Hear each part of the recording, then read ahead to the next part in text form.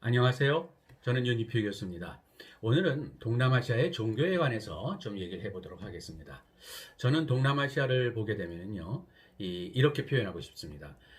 종교의 시루떡과 같다. 라고 좀 표현하고 싶습니다. 자, 여러분, 시루떡이라고 하는 것은 아래에 층이, 고위에 또 다른 층이 있고, 고위에 또 다른 층이 있고, 이렇게 겹겹이 쌓아 올린 그러한 떡이잖아요. 그 떡을 쭉, 시루떡을 이제, 찌고 나서 잘라보면은 층층이 단층처럼 엮여 있는 각 층들이 하나의 떡에 쫙 또 고스란히 담겨 있는 모습을 가지고 있습니다. 이건 어떤 것을 보여주는 것이냐면요. 예전부터 들어왔었던 종교들이 동남아시아에서 그대로 위층에 쌓이면서 그 위층에 또 새로 들어온 종교가 또 쌓이고 해서 현대에 올 때까지 이러한 세계 유수의 종교들이 다 역사적 시간을 통해서 동남아시아로 들어왔는데 이것이 들어와서 쌓이고 그 위에 또 쌓이는 마치 우리가 시루떡을 보는 것과 같은 그걸 현재 시점에서 봤을 적에는 하나의 단층처럼 이루어져 있는 다층적인 종교적 어떤 기층 현상들이 쌓여서 한꺼번에 나타나는 현상으로 동남아의 모습이 보인다고 하는 것입니다.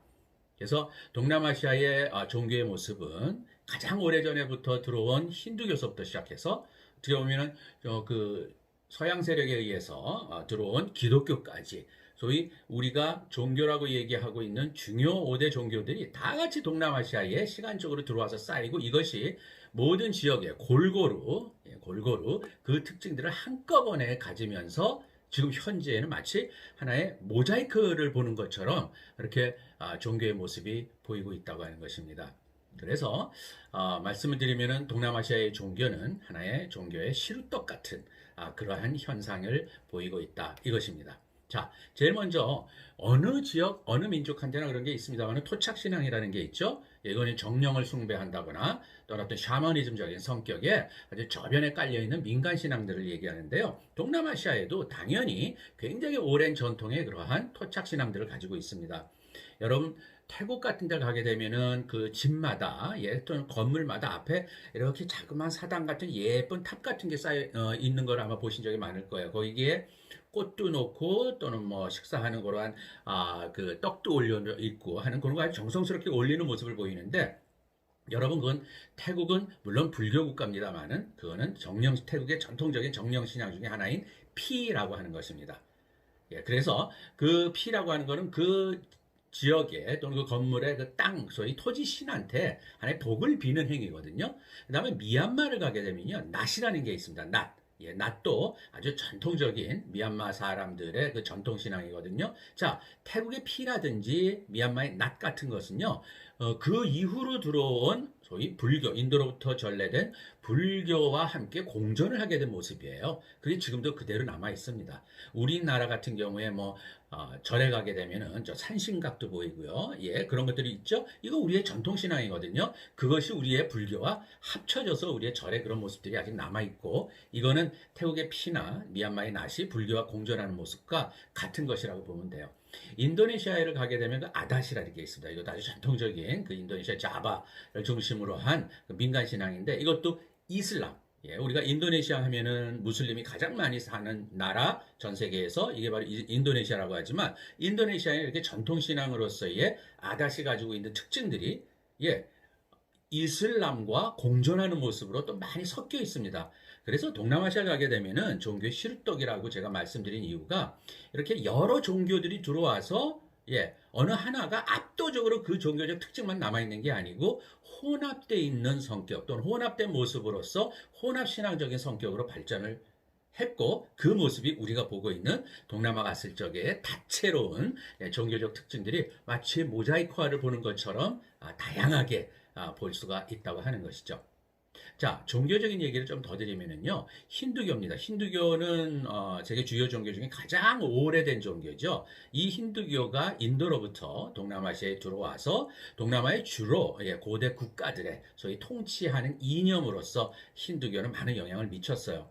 네, 여러분, 불교 아시죠? 예, 불교에서 우리가 많이 보는 뭐 윤회 사상이라든지 또는 선업과 악업을 해서 다음 생에 좋은 모습을 태어난다든지 하는 이런 걸 많이 우리가 이미 알고 있는데 여러분 이거는요, 불교 사상이 아니고요. 사실 힌두교의 기본 교리예요. 그래서 윤회 사상과 업 사상 이게 바탕으로 있는 것이 힌두교고요.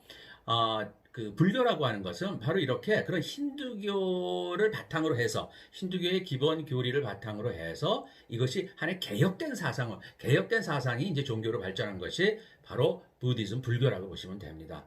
그래서 힌두교에는 뭐 브라마라든지 비시누, 시바 같은 다신을 믿는 종교입니다만은 불교 속에는 신은 없죠. 예, 깨달음을 추구하는 인간들의 어떤 고행과 또 그런 과정 속에서의 소위 윤회의 고리를 끊는 어떤 인간 행위의 중요성을 강조하는 석가모니의 가르침이 바로 불교인데요. 그래서 불교는요, 힌두교의 교리 위에 소위 하나의 개혁적인, 굉장히 개혁적이죠. 그런 성격의 종교라고 보시면 됩니다. 그래서 신이 아닌 인간 중심의 소위 평등주의, 이런 것들을 굉장히 강조한 종교가 불교고요. 이 불교도 물론 힌두교를 바탕으로 해서 인도에서 나왔다는 소리고, 이것이 중국과 우리나라를 거쳐서 들어온 것은 대승불교 전통이 됐고, 스리랑카를 통해서 미얀마, 그 다음에 태국 쪽으로 넘어와서 지금 현재 대륙부, 동남아의 주요 종교를 단 것은 바로 상좌불교, 또는 우리가 이제 소승불교라고 부르는데요. 이 상좌불교로 정착을 한 것입니다. 그래서 힌두교와 불교는요, 굉장히 교리적으로, 인도에서 출발한 것도 마찬가지지만 굉장히 유사성을 많이 가지고 있습니다.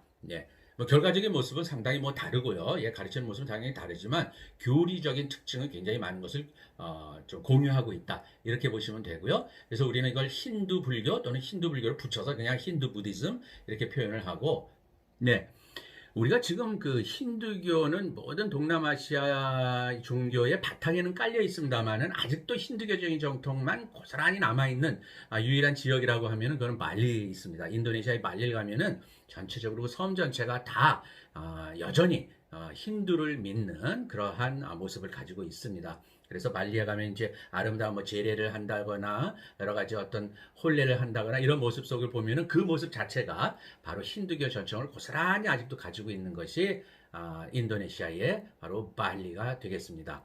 자, 그 다음에 볼 것은 우리가 이제 동남아시아의 종교 중에 이제 유교인데요. 유교는 동남아시아의 힌두 불교처럼 모든 지역에 저변에 깔린 것이 아니고요. 오히려 그 유교는 베트남에만 영향을 줬습니다. 베트남이 역사적으로 기원 전서부터 서기 939년도까지 중국의 지배를 받으면서 완전히 유교화됐거든요. 그러니까 중국의 영향을 받은 것이죠. 그래서 동남아시아의 대부분의 지역은 바로 힌두 부디즘, 힌두 불교의 전통인 인도로부터의 영향을 절대적으로 받은 지역입니다만은 베트남만큼은 중국의 지배를 받으면서 그것이 결국 베트남을 대승불교, 그 다음에 유교, 또는 뭐 도교까지 포함을 하는 동북아 문화권으로 봐야 되는 것입니다. 그래서 베트남은 좀 별도의 동남아 문화 중에서는 좀 별도의 지역으로 그렇게 보시는 게 좋겠습니다.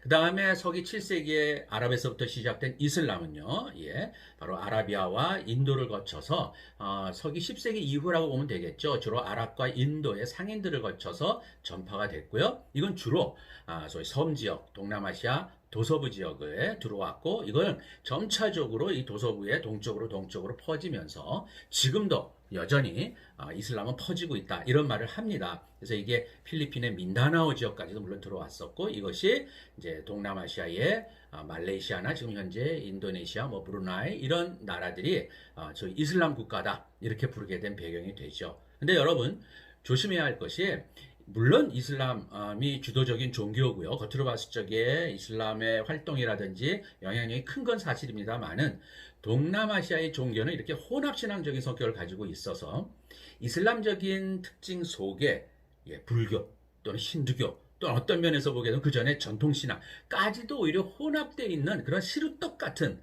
그러한 형상으로 동남아 종교를 이해하시는 것이 좋습니다. 그래서 오로지 뭐 이슬람 이게 아니고요. 힌두 불교적인, 또 어떻게 보면 기독교적인 것도 있고요. 어떻게 보면 정령신앙적인 것도 굉장히 많이 동남아시아의 문화 속에는 이슬람인데도 이렇게 나름대로의 동남아의 전통과 이렇게 섞이는 형태의 모자이크적인 종교의 모습을 가지고 있다. 이걸 꼭 기억해 두시는 게 좋을 것 같아요. 16세기 이후에 스페인이라든지 포르투갈이, 그 이후에는 영국과 프랑스가 뭐 그 이후 쭉 이렇게 식민화를 위해서 동남아시아에 적극적으로 진출을 했는데요. 이것이 결국 서구 종주국들에 의해서 가톨릭이 기독교의 가톨릭이 전파되는 계기가 됐고요. 그 이후에 뭐 특히 영국과 네덜란드로 오게 되면은 주로 개신교가 적극적으로 전파되는 그러한 영향을 받았습니다. 그래서 여러분, 그 중에 인도네시아의 그 술라웨시라는 섬이 이제 가운데 있거든요. 술라웨시 이렇게 말미잘처럼 생긴 그러한 섬인데요. 그 섬의 중부 지역에 가면은 그 산악에 또라자라고 하는 독특한 종족이 있어요. 이 또라자 종족은 정말 술라웨시의 그 고유 종족인데요. 이 또라자 종족들은 자기네들의 뭐 전통 신앙도 갖고 있지만 바로 식민 시대 때 네덜란드가 적극적으로 이 지역을 들어오면서 네덜란드 목사들에 의해서 이 지역은 개신교화가 됐어요. 그래서 이들의 장례식이라든지, 특히 이들의 이제 그 장례 문화를 보게 되면은 관이나 뭐 이런 거 묘지를 이 산에다가 이게 절벽에다 구멍을 뚫고 거기다가 가족묘, 가족장으로서 이렇게 관을 집어넣고 하는데 입구를 봉하면서는 거기에는 십자가가 딱 이렇게 그려집니다. 예, 그런 모습을 보게 되면은 전통적인 정말 아주 전통적인 또라자족의 전통 문화를 가지고 있으면서도 종교적으로는 저희 개신교 목사들이 전해준 기독교를 믿고 있고 장례식을 할 때 보면은 또 기독교 찬송가를 자기네 말로 부르는 아주 흥미있는 모습을 보게 됩니다. 이게 바로 동남아 종교가 마치 시룹젖처럼 그런 모양을 갖고 있는 것이라고 제가 말씀드리는 하나의 이해가 되겠어요. 그래서 동남아시아의 이 종교는 이렇게 다양하면서도 외부로부터 들어온 다양한 종교들을 받아들이면서도 자기네들 나름대로의 전통은 또 보존을 하면서 그것을 혼합시켜서 가지고 있는 그러한 종교를 지금도 가지고 있고 또 그렇게 운영을 하고 있다. 이렇게 보시면 되겠습니다. 자, 그 마지막으로 동남아 종교는요, 이 정치와 굉장히 관계가 높아요. 예, 뭐 종교와 정치는 분리해서 보고 또 그렇게 접근하는 것이 요즘 시대의 모습입니다만은 동남아시아의 종교는 정치와 굉장히 밀접합니다. 그래서 태국 같은 경우에는 불교가 주 종교이지 않습니까? 왕실과 국민 통합의 상징으로서 불교는 굉장히 중요한 역할을 하고 있고요. 또 말레이시아라든지 인도네시아 같은 데는 무슬림들이 많이 사는 그야말로 이슬람 국가들인데 말레이시아 같은 경우는 이슬람 부흥운동 다크와라고 하는데 말레이 사람들은 무슬림이다라는 것이 헌법에도 규정이 돼 있고 또 그렇게 이슬람 부흥운동을 굉장히 중요하게 여기고 특히 젊은 층들이 이런 걸 굉장히 열광적으로 좋아합니다. 또 인도네시아의 민주화 이후에는요, 이슬람 이런 부흥운동이라든지 또는 뭐 일부 섬에서는 이슬람 급진 세력들이 굉장히 정치와 연관돼서 부상을 하고 목소리를 내는 그러한 모습들을 가지고 있어요. 여러분, 필리핀은 바로 스페인이 들어와서 기독교화시킨, 가톨릭화시킨 대표적인 가톨릭 국가죠. 그래서 지금도 여전히 필리핀의 가톨릭 교회는 정치적인 영향력을 굉장히 많이 가지고 있고 전 국민들의 어떤 그 지지를 받는 그러한 종교이자 또 하나 정치 세력으로서의 목소리도 가지고 있습니다. 마지막으로 버마, 미얀마 같은 경우에 불교 국가입니다. 불교 국가인데 이 미얀마의 승려 집단들이 가지고 있는 민주화에 앞장섰던 모습이라든지 또는 저항했었던 모습 이런 것들은 미얀마가 속에서의 종교가 불교가 정치적으로도 굉장히 큰 영향력을 행사하고 있다는 한 모습으로서 제가 강조해드리고 싶습니다. 오늘은 동남아의 종교는 마치 시루떡과 같다라고 하는 말 속에서 동남아 종교의 특징을 설명드렸습니다. 감사합니다.